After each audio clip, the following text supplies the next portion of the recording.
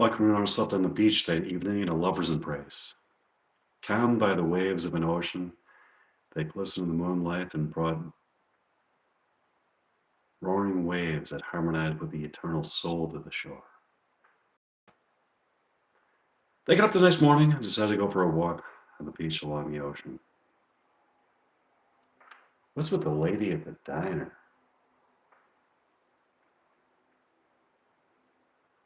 I don't know. That was some strange woman. Yeah, she seemed to be posing as a waitress. I don't know who would pose as a waitress only to reveal themselves to be some strange lady. Yeah, it's really bizarre. It's such a beautiful day. I just want to look into your beautiful brown eyes as I feel the sea breeze on my skin. Let me just look deep into your eyes. Sure. I don't want to talk right now. I just want to stare deep into your eyes and feel a deep connection to your soul. I want to get inside your soul and feel the tantalizing beauty of a soul that was brought into existence to feel my soul as we wander through fields of never seen beauty and never before felt pleasures that transcend physical pleasures. Mike looked deep into Winona's beautiful eyes for an hour that beautiful morning.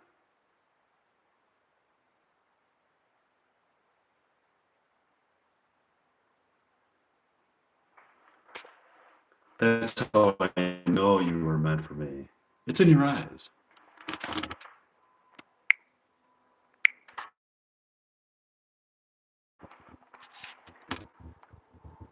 I agree. Mike and Winona had a wonderful afternoon. Mike and Winona went for a walk that afternoon along the ocean. At the distance, they saw a ship in the ocean. They saw what appeared to be Veronica Sawyer and J.D. from Heather's in a love embrace, kissing on the ship.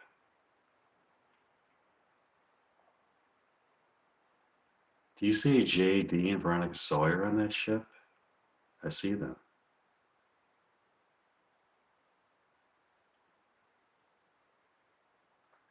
Dalton Donner is not going to be happy about this.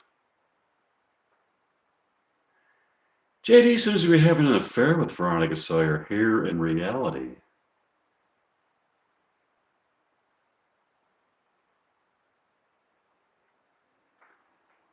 I've got to make sure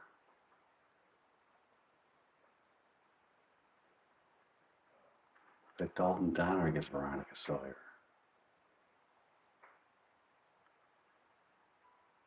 I'm the person who put Dalton Donner into archetypal existence. You have me in real life. I know that went on. I want you. I want the real life Winona Ryder and the fictional Veronica Sawyer.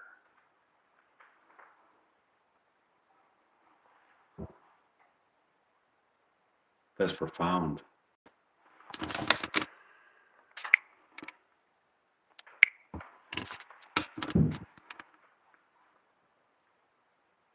I think I love them both. I'm determined to. All of a sudden, they see a speedboat pull up beside the ship. In it is Dalton Donner. As Veronica Sawyer is kissing JD,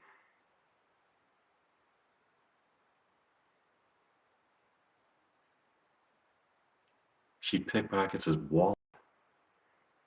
He quickly climbs down the rope ladder and into the speedboat with Dalton Donner.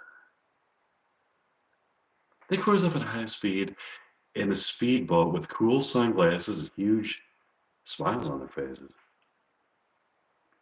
Did you see that? Yeah, I saw it.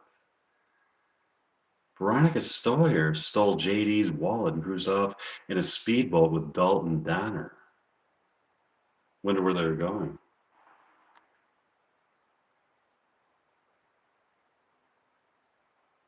I don't know. I'm just happy to see them back together. I love the cool sunglasses they had and the smiles on their faces. I like their cool sunglasses and smiles too. It's so cool. It is so cool. When I see a couple with cool sunglasses and smiles, I feel a sense of unmitigated coolness that permeates my soul and takes me to a place of immortal pleasure, wherein the only law of a ruling class of cool people is that the utmost standards of coolness are upheld to keep society in a state of cool bliss. Forever shall they cruise down Route 66 in a Chevy Corvette with James Dean in the driver's seat under a sky of unlimited cool possibilities.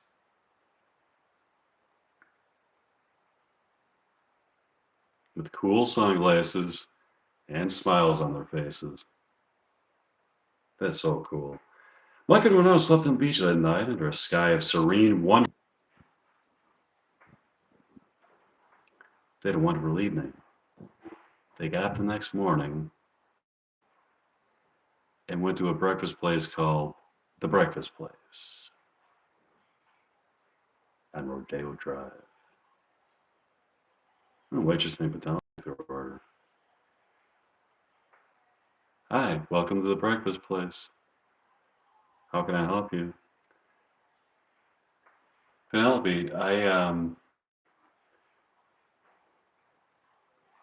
I noticed that the tables in here levitate. Hmm? This table, for example, is levitating about 4 feet off the ground.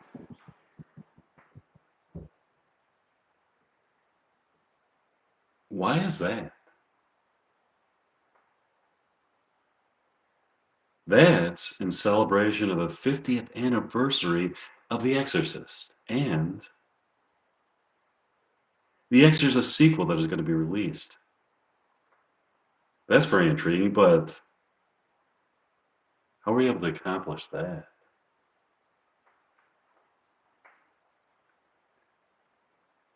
Through a reverse gravity propagation thrust capacitor that was designed by engineers at NASA. As a matter of fact, each person who eats at this restaurant shall be possessed by the devil.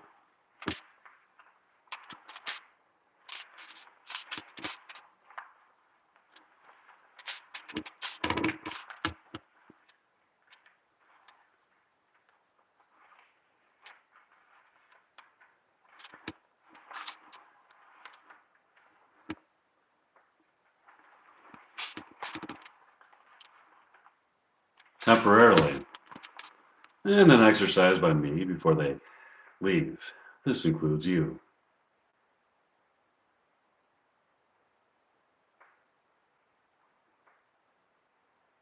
This includes me.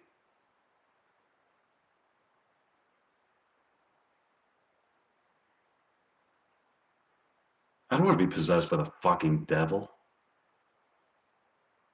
I just want to enjoy some delicious pancakes and coffee with Winona here, and then enjoy a beautiful summer day in Los Angeles. That's too bad. You must first be possessed by the devil and then exercise before you leave here for the day. Another hesitation I have about this is that you are a waitress. Since when do waitresses exercise people? In Los Angeles, there are waitresses who are also exorcists. They call them waitresses.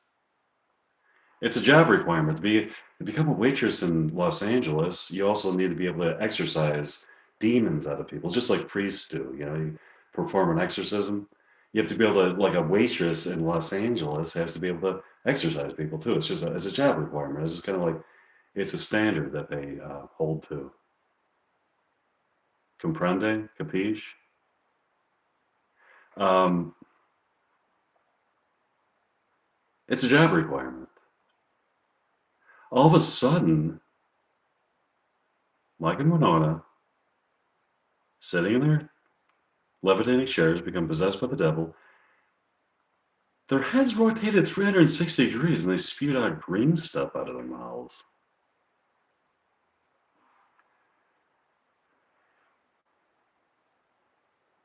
Long live Satan. Beelzebubba is the dark knight who shall conquer the world. Beelzebubba? That's the title of a Dead Milkman album. I know, I couldn't resist. You weren't really possessed by the devil? No, Penelope, it didn't work on us. We've conquered the devil. Okay. I'll let your table stop levitating. Now, what will it be for breakfast? I'll have,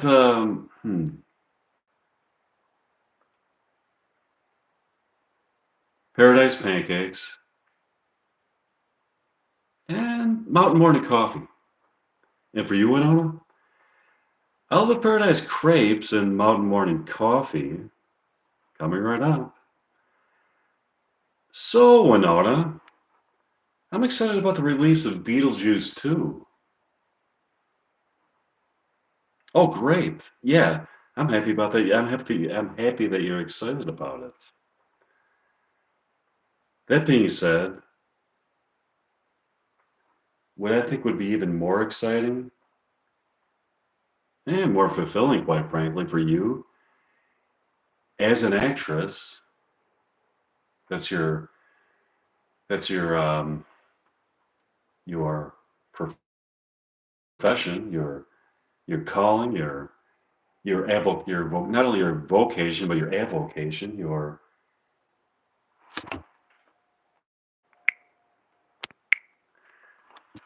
would be to make Heather's 2.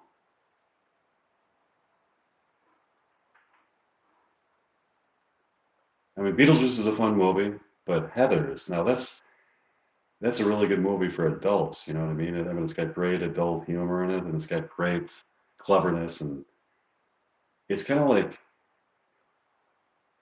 it's got like a fun type of quality to it, but then it's also got like the adult themes that kind of like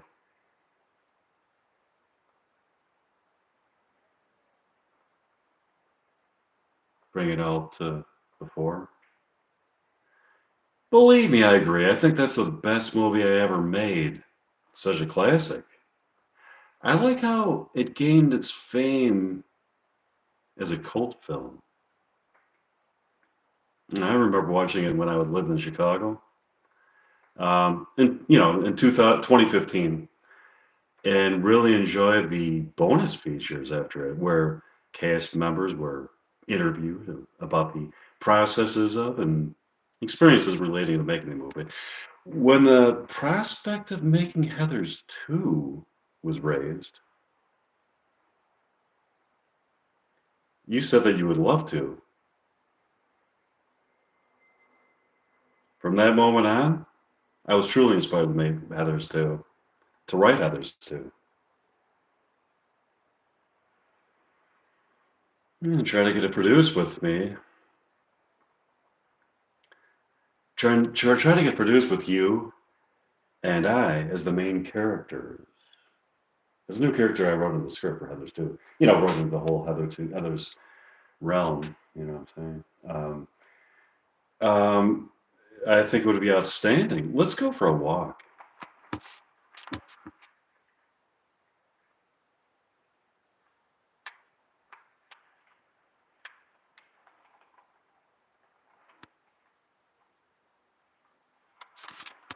Sure.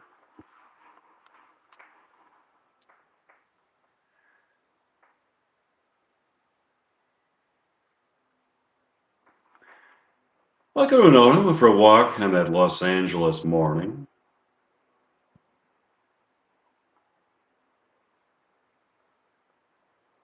They had a wonderful afternoon. Mike and Winona got up the next morning and went to the beach to take a walk. It was a beautiful Thursday morning in Los Angeles.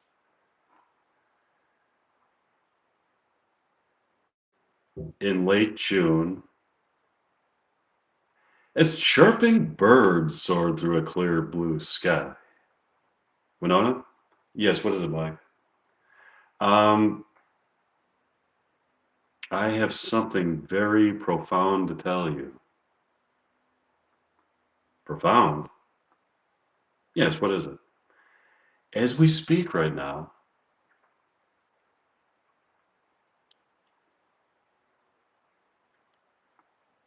We are archetypal characters in Heathers too.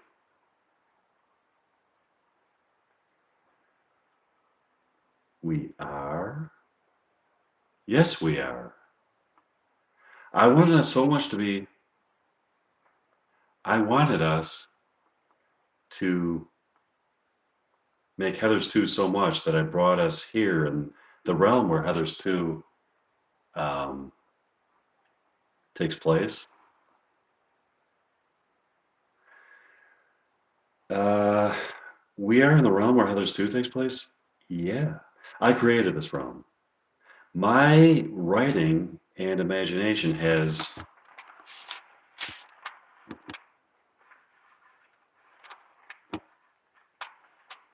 brought this realm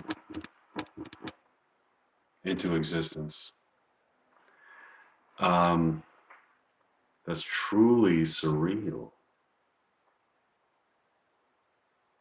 I've been trying to get you to make Heathers 2 with me for years, Winona.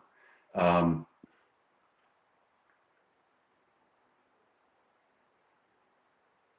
I brought you here to the realm where Heathers 2 takes place um,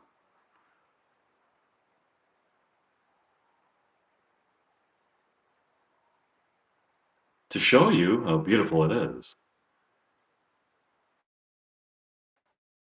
Winona, do you want to make the movie?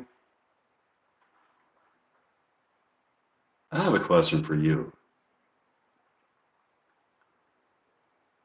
What is the difference between the realm where Heathers 2 takes place and the movie itself? I can answer that question. Very good question. Okay. This is where it all starts. In my imagination, we are paradoxically walking along a Los Angeles beach, both in my imagination and concrete reality. We stand here on a kind of middle ground between fiction and reality. The movie Heathers 2 exists, at the moment, only in my imagination. But I can juxtapose elements from the movie between fiction and reality to show you that scenes from it, show you scenes from it. What you are seeing are scenes from the movie as it exists in my imagination that I have written into the script. Do you like what you have seen so far? I love it. Let's make it. So happy to hear that you're interested in making it. They walked along the beach all day and into the night to see the moonrise. I don't see anybody around here. Do you want to get to do you want to get naked um, and lay here in the sand beneath the moonlight?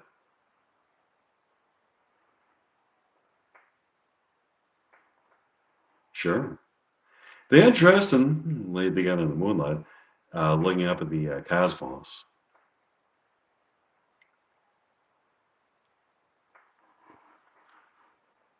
I want to go up there with you.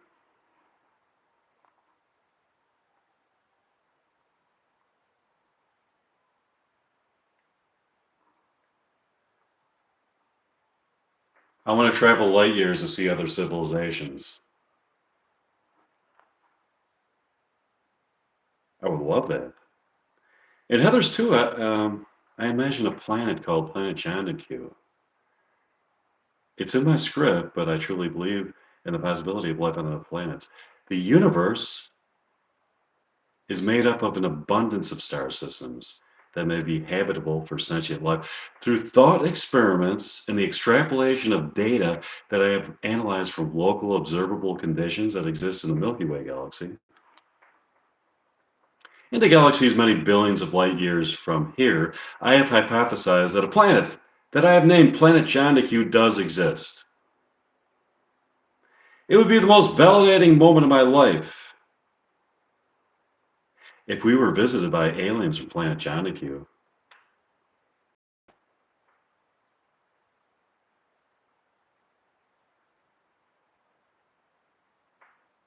Let me get this straight. The planet Jondaku that you wrote into your Heathers 2 script is based on a real life planet that you hypothesize exists? Yeah, it's fascinating. Let's make love. Yeah, let's. Mike and Winona made love in the beautiful June moonlight. They went to sleep and got up the next morning to walk along the beach. It was beautiful out. They had a wonderful morning.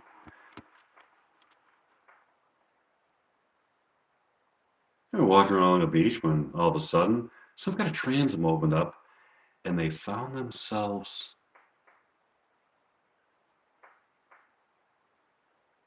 in an entirely new environment, completely removed from the beach surroundings they were walking through. It was a place where the auditions were held for Heathers, the original Heathers, the place where the auditions were held. Um, they were in a room full of people auditioning for parts in Heathers, including Veronica Sawyer, JD, and Betty Finn. They immediately saw Winona Ryder and Christian Slater, who came up to them.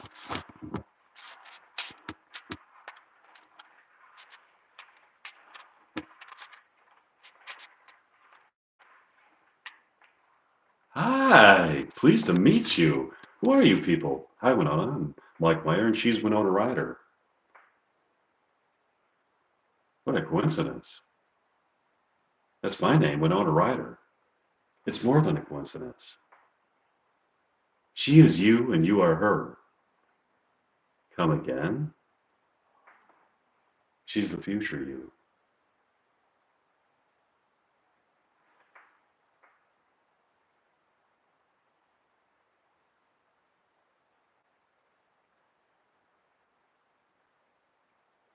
We seem to have traveled through the past. Traveled to the past, there's some kind of transom. Time travel?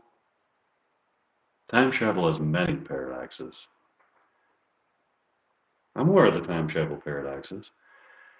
As an example, if you were able to travel to the past and murder your own grandparents, you wouldn't exist. You yourself wouldn't exist. My point exactly. I have a theory that may resolve that issue. If you're able to travel time and meet your grandparents, you would be physically unable to murder them because you do exist. It wouldn't be allowed by the laws of physics because within the time space continuum, you do exist. That's a fact. Wow, fascinating. How about it? I have a question for you, Winona. Did I, or I should say we, get the part of Veronica Sawyer? Yes, we did. Excellent. All of a sudden, they see a middle aged woman with brown hair and spectacles approach them. Her name is Teresa Tamlinson.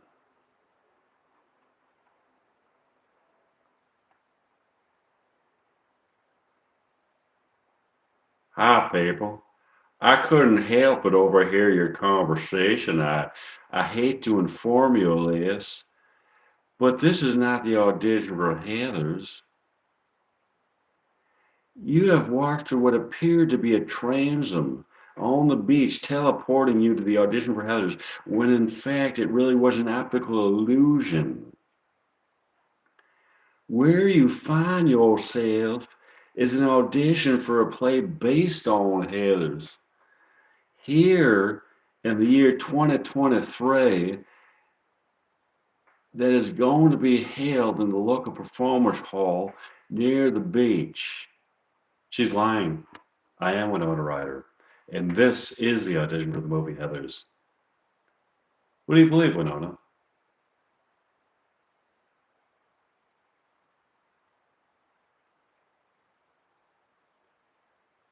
I believe that this is the audition for Heathers. You'll find out.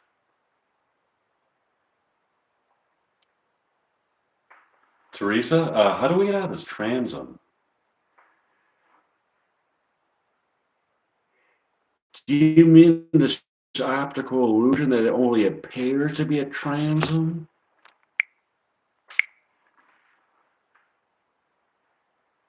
Whatever. How do we get the fuck out of here?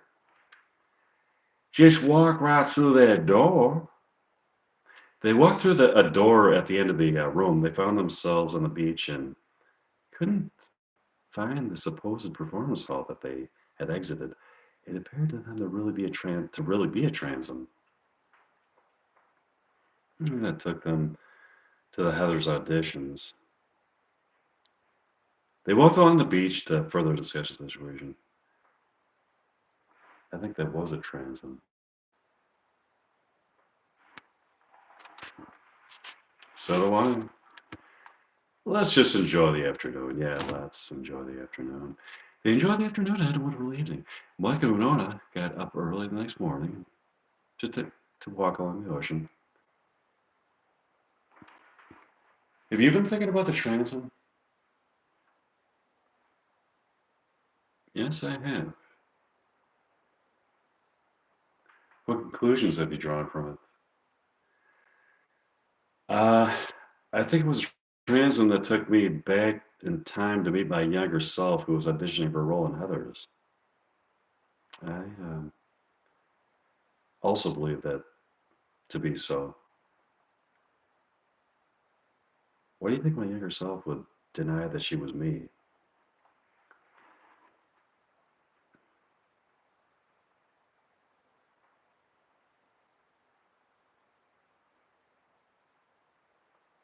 Maybe she doesn't want to develop a relationship with her older self.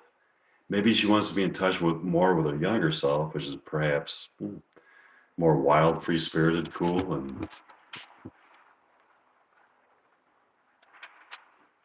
exciting. If she got to know me, her older self, she would certainly realize that I have remained wild, free spirited, cool, and exciting. I agree with that, but she has to know that too.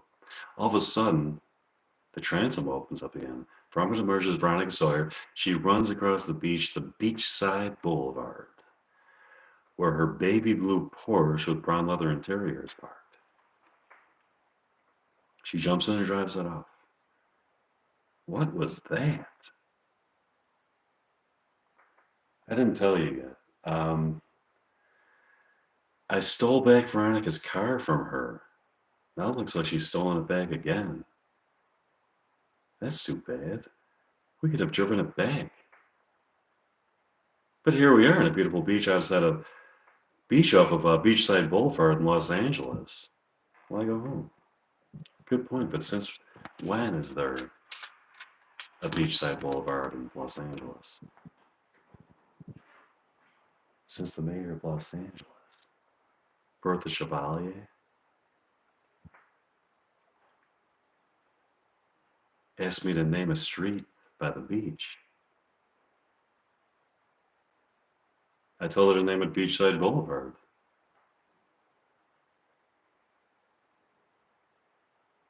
Since when is Bertha Chevalier the mayor of Los Angeles? And how is that even possible? Bertha Chevalier is the bitch who stole popcorn and candy from the Dreamlove Theater in the realm where Heather's 2 takes place. Los Angeles elected a mayor who can toggle back and forth between concrete reality and the realm where Heather's 2 takes place. Oh, here she comes. Hi, Bertha. Hi, Mike. Hi, Winona. Go fuck yourself, Bertha. You're the bitch who stole popcorn and candy from the Dreamworld Theater.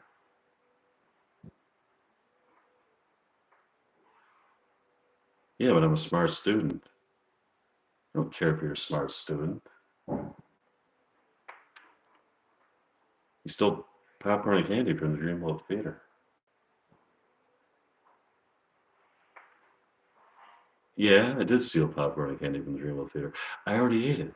It's too late to return it. You go fuck yourself. Bertha lets out a disgusting belch. Who cares? She stole popcorn and candy. She's been a very good mayor. Can you trust a mayor who stole popcorn and candy? Yes, I can. I can't trust a mayor who stole either popcorn or candy, or both popcorn and candy. I can't. You can't? Seriously? Stealing popcorn and candy is an American right. It's a privilege that we Americans cling to as a guiding principle upon which this country was founded. It's a cornerstone of the American system of democracy. Don't steal a car. Don't steal a yacht. But popcorn and candy, don't pay, just take. I know, I was just kidding. I know that the right to steal popcorn and candy is an American's privilege that sets us apart from the more sadistic and oppressive countries and a defining characteristic of American democracy. I'll see you later, my air chevalier. Bye. Mike and Winona walk into the sunset. They had a wonderful evening. Mike and Winona got up the next morning, went to a diner in downtown Los Angeles called the City Food Place.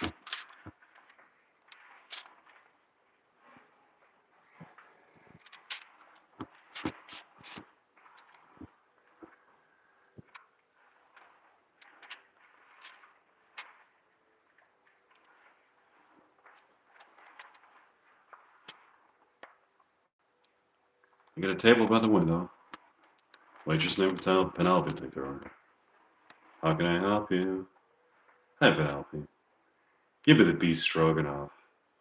And for you, Winona, give me the fish dinner. Coming right up. Penelope brings the food out to them. Hey, Penelope, is that the former mayor of Los Angeles, Mayor Leslie Henderson? Yes, that's the former mayor of Los Angeles. That's her. That's former mayor of Los Angeles, Leslie Henderson. This is wild. It's amazing how fiction and reality are intermingling these days. I wrote the character Bertha Chevalier into my script for Heathers too, and now she's the mayor of Los Angeles in concrete reality. Well, here we are in concrete reality where we are seated in a diner across from the former mayor of Los Angeles. Yeah, that is something. Former Mayor Henderson walks up to them. Hi, are you Mike Meyer? Yes, I am. You wrote a character in Heathers too that took my job. That's amazing. Thanks. Yeah, it's amazing that you can write a character that comes to life in concrete reality. That being said, I miss my job as the mayor of Los Angeles. How would you like to cross over into fiction? You can do that? Sure, I can. Reality and fiction exist on the same continuum. Okay, sure. I'll get back to you on that. Okay, bye. Have have a nice day. You too.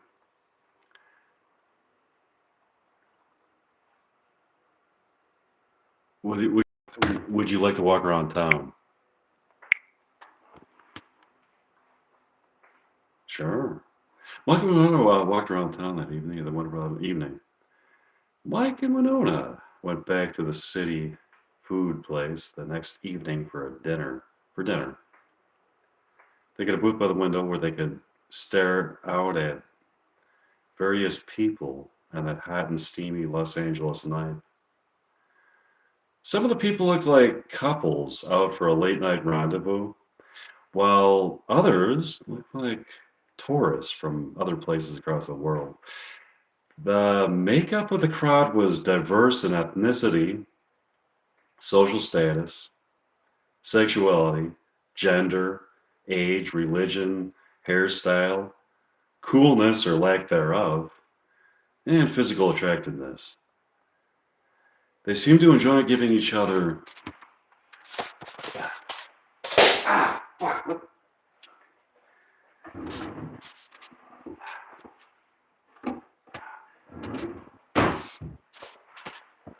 Um,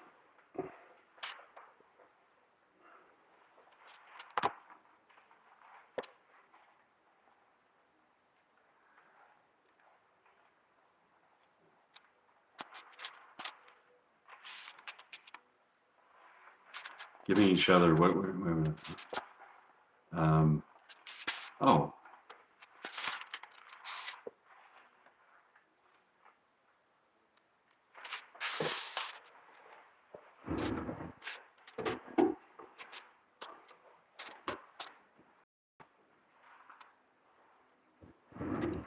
they seem to enjoy giving each other the finger.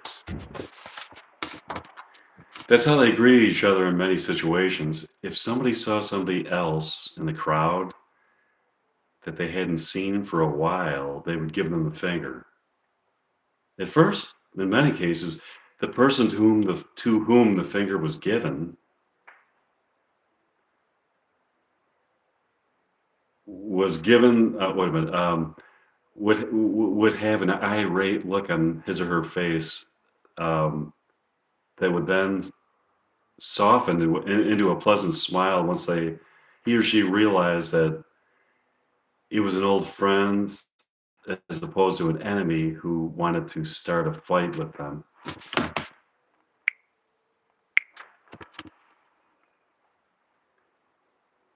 Why are a lot of people giving other people the finger, and then upon the realization by the other person that it is an old friend, having a nice conversation with them?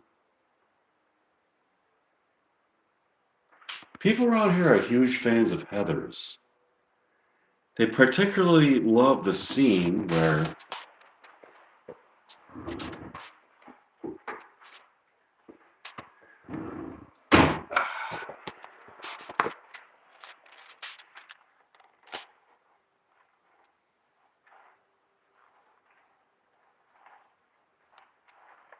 JD gives Veronica Sawyer the finger, and she proceeds to shoot off his finger with a gun.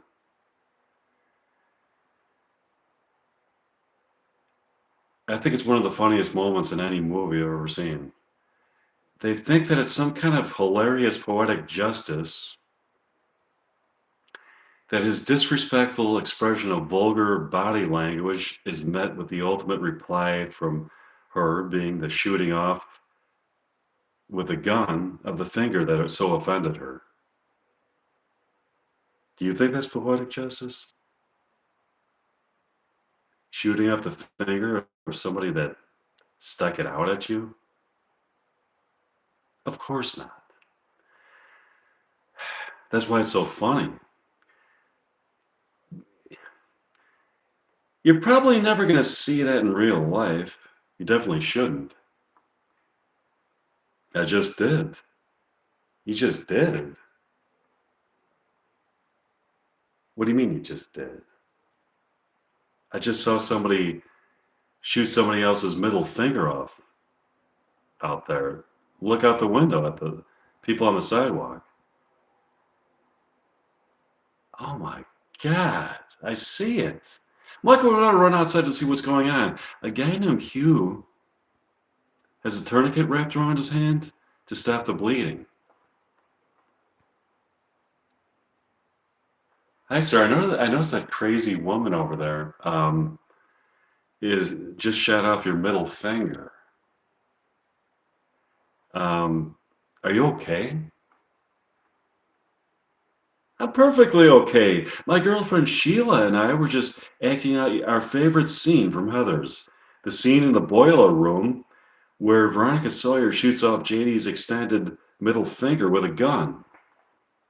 Oh, I see. So that was fake blood and makeup special effects? Your finger really hasn't been shot off? Oh no, it's been shot off. As a matter of fact, there it is on the sidewalk next to you. Could you grab it for me, please? Mike grabs the finger off the sidewalk and gives it to Hugh. Thanks. Why don't you just use special effects? Why'd you really have her shoot your finger off? Literally shoot your finger off with a gun. I mean, you could have just used like makeup effects or special effects. Why would you do it that realistic?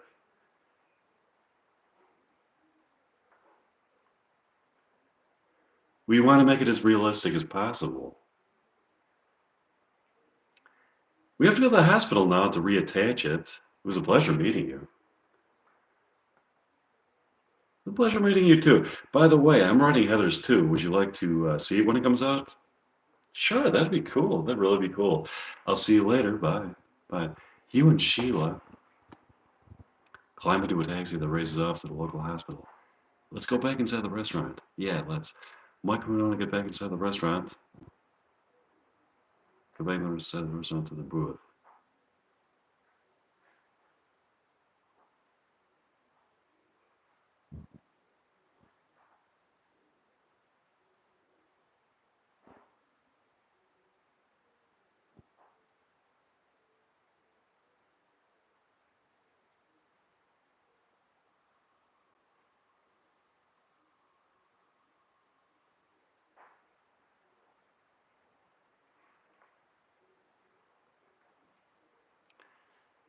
Penelope comes up to them and takes her order. What'll it be? Let's see.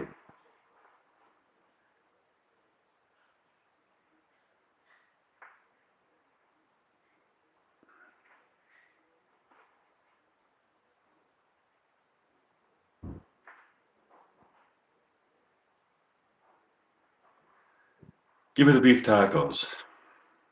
And for you, Winona?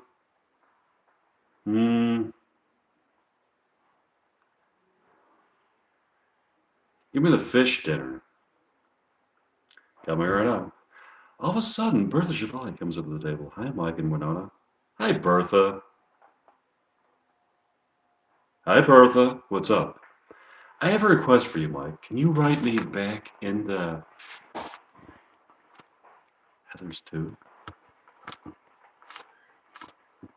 I miss being the bitch who stole popcorn and candy from the Dream Love Theater. You miss being the bitch who stole popcorn and candy from the Dream Love Theater? Sure, I'll write you back that script. Thanks. Bertha leaves the restaurant.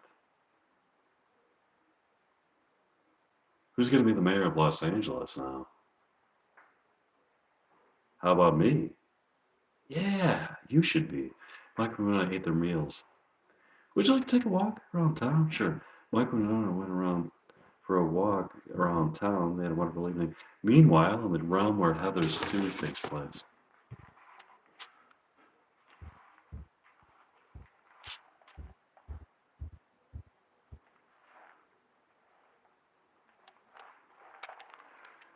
Bertha Chevalier, having been written back into Heather's Tooth by Mike, is in the Dream Love Theater waiting in line for popcorn and candy at the concession stand. It's finally her turn to order at the concession stand.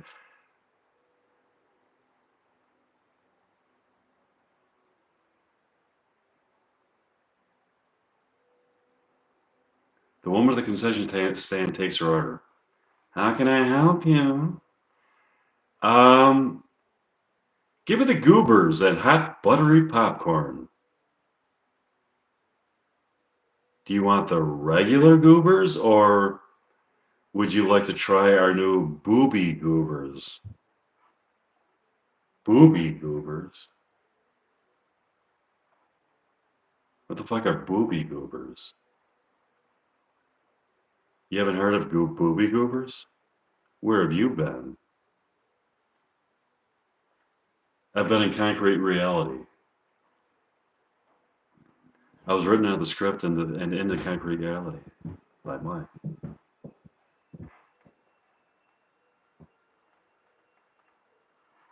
In concrete reality, I was elected as the mayor of Los Angeles.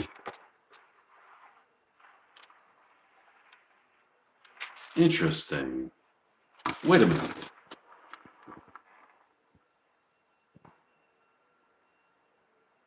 Are you Bertha Chevalier, the bitch who stole popcorn and candy from the Dream Love Theater